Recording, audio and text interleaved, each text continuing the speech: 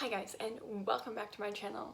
It has been a while and my life has been crazy lately, so please forgive me, but this video is going to be very pertinent to something that I have been going through and something that a lot of people I think go through after they graduate hygiene school, once they get their license or at some point in their lifetime. So I have recently relocated from the East Coast to the West Coast, and I just finished the process of transferring my license, and let me tell you, it is a process and it's a pain in the butt. Luckily though, the state I moved to isn't as bad as some of the states on the East Coast that I had thought about transferring to before. So that's good news for me. But there is still a lot of steps that you have to go through to transfer your license to pretty much any state. And I feel like I could have done it in a less painful way if I had known some facts before I moved. So the first thing I want to say is the second you know you're moving or thinking about moving, go on that state's website and print out the qualifications, the requirements, everything you need to move to that state to transfer, because there will be a large checklist and sometimes it can get quite pricey. So keep that in mind if you are tight on money or need to save up for some of those costs. So I want to first talk about if you don't have a permanent address. So I probably waited a little longer than I should have to start applying for my license here, because I was going through all sorts of things like name change, address change, and it's just a process on itself to go through those things. I was traveling across the country to get here, and I didn't want to put my old address because I wouldn't be there to get that mail, and they mail you certain things and paperwork and an ethics exam. So like I really needed my permanent address before I could really apply, because I didn't want anything to get lost or confusion.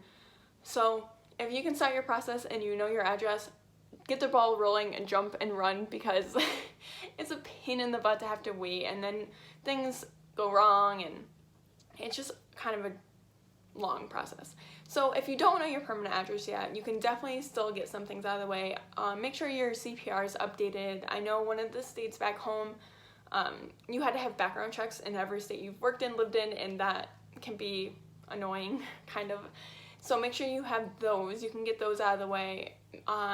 If you're in school right now and you know that you're going to be moving to another state, make sure on your MBDHE or whatever national board you take that you make sure for the MBDHE, we are given 3 choices or states that you can send your scores to, and I was like, whatever, so I just picked 3 states that were near me, and that was not one of the states that I moved to. So you had to send them like an original copy of your scores, and I didn't know how to do that. If you just go on, I can link the phone number in the description below, and you can literally just call them.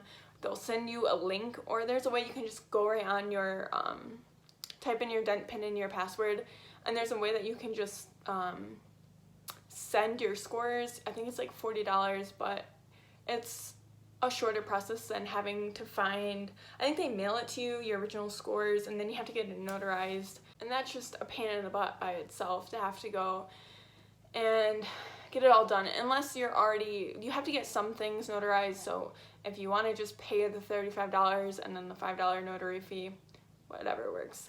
Other things like your transcripts. So you have to have an official copy of your transcripts. I'm probably 99% sure that all states will want that, and I just went online.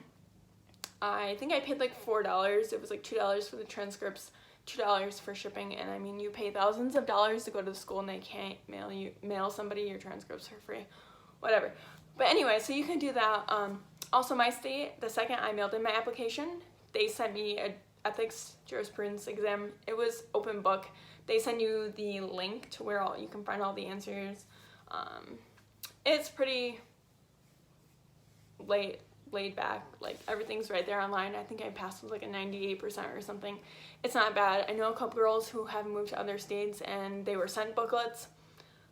So it's either gonna be online, you're gonna get a booklet, or I'm assuming all of them are pretty laid back. I don't think anything's too crazy. And you can also fill out your application.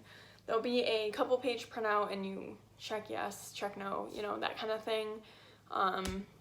So yeah, the only roadblock I have come across so far really is, so I have to retake my anesthesia, which was a huge downer when I first got here and realized that. I was like, I hate taking boards. Like, I thought I was done with this. And so the state I was in, we didn't do blocks. So they do blocks in the state I moved to. I have to take the anesthesia portion of my WREB, I think, board exam. So I'm still kind of learning about that. Luckily, I have saved my local anesthesia DVD, so I'm not going to take a refresher course because the king is right here in my hands. So I'm probably just going to watch this over and over again. I'm probably going to buy some kind of review online and for the written portion, and that's basically all I'm going to do. I'll update you guys on that as I go, but other than that, it's just a checklist, and you have to go through the checklist, and there's all sorts of things that you need to do. And I think it probably cost me, it was like $120 for the application. It was $40 for my for my MBDHE scores. It was $4 for my transcripts, and then I think I paid $160 for my license fee. So overall, the state I moved to is probably not the worst state that I could have moved to, and even if I went to any other state, I would have had to retake my anesthesia board, technically. So, I mean, it's gonna suck, but my best bet to you is just the second you know that you're moving, like, print out all the requirements, print out everything you need for that, and just get going on it. If you know your address, start sending stuff in. Mine gave me an application tracker once I sent in my application and stuff, and it showed me exactly what I needed. They even wrote like little notes to me, and that really cut back on the amount that you have to call them. My state, probably after everything was sent in, I sent my check in, and it was posted probably the day after they received my check. It was super fast. It was great.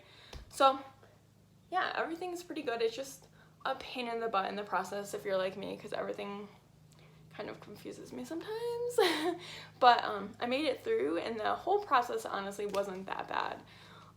So I will link below the MBDHE number that you can call, or the link to where you can transfer. I don't know what the links for the West Coast are because I never took those exams.